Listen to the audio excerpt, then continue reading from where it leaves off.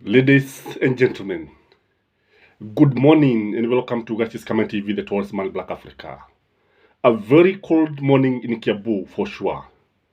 And in this video, I want us to look at what next for William Samoei Ruto after the court declared the 50 CAS unconstitutional.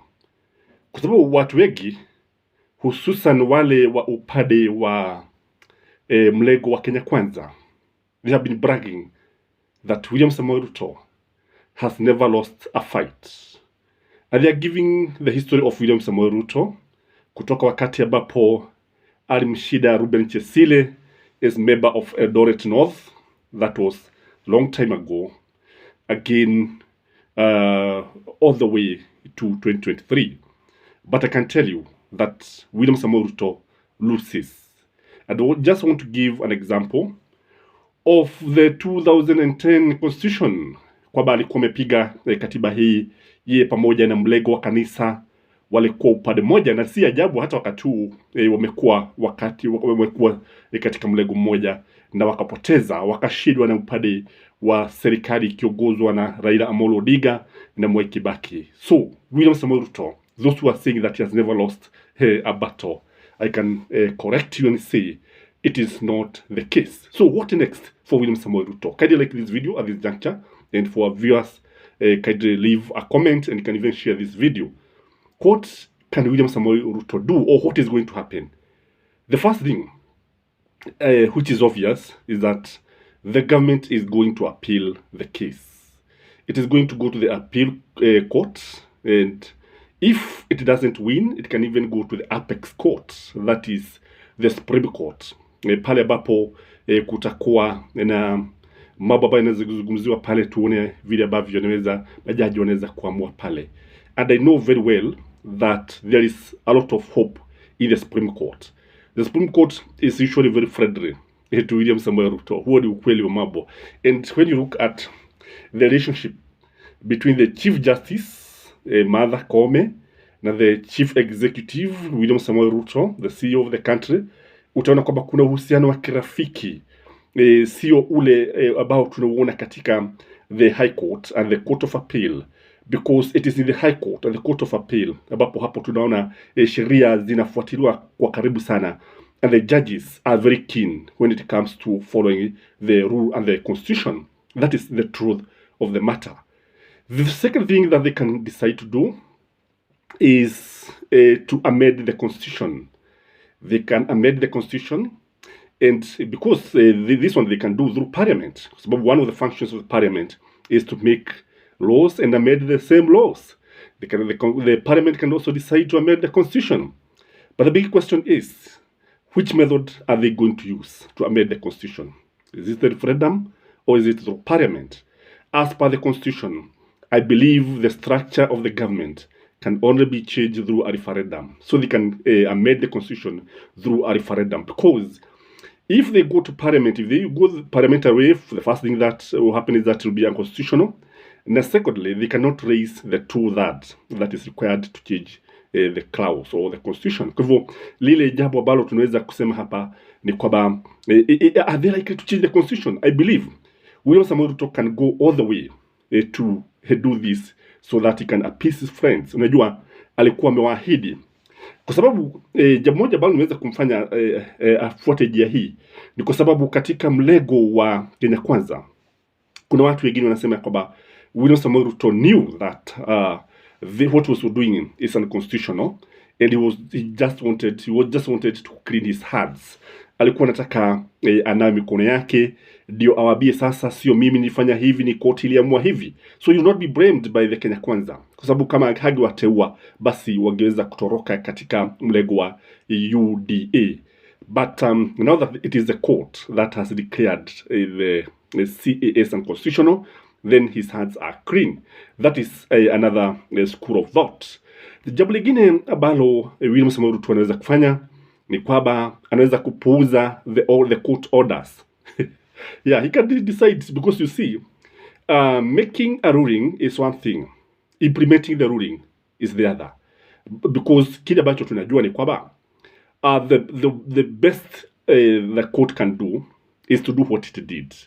Lakini kuna wengine ambao nilikuwa nazungumza nao, baadhi ya mawakili wananiambia kwamba that the court can go further and if for instance William Samoei Ruto decides to ignore the court order, because that is one thing that he can do, kwamba majaji wanaweza kutoa uamuzi wa contempt of court and a warrant of arrest, maybe even to William Samoei Ruto.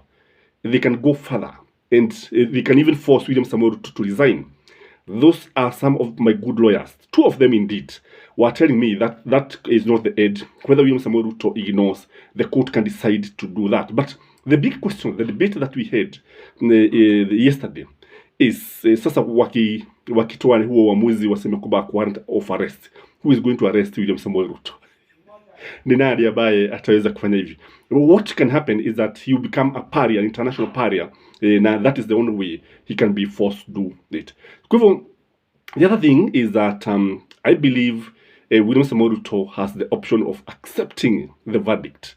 Akubali kwamba ameshindwa, akubali ya kwamba ni kinyume cha katiba kuwateua watu ambao hawafai kuwa katika baraza la mawaziri, akubali ya kwamba wale watu ambao waliunda katiba yetu ni watu ambao walikuwa na akili timamu, na huo si na wakati ambapo walijua walisema kwamba they just wanted cabinet secretaries without assistant ministers, they knew what they were doing.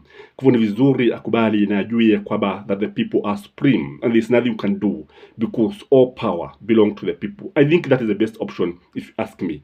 Just accept and move on. But can William Samoei Ruto accept? I highly doubt. Kulingana na wale watu ambao wamemzunguka, kwa sababu tuliona wengi kama kila Ruben Chesire, wengi walianza kusema kwamba wataenda kotini ili kuwatetea marafiki zao, because if he decide to accept the verdict, there is fear kwamba wale watu ambao walikuwa wameteua wanaweza kuona kwamba wametegwa na wamepuuzwa, and they can, most of them, when you look at them, they are politicians and he can lose a lot. That is why I believe hawezi kunyamaza hivi na kukubali kwamba the court has given its opinion and the verdict. Again, people are also likely to go to court.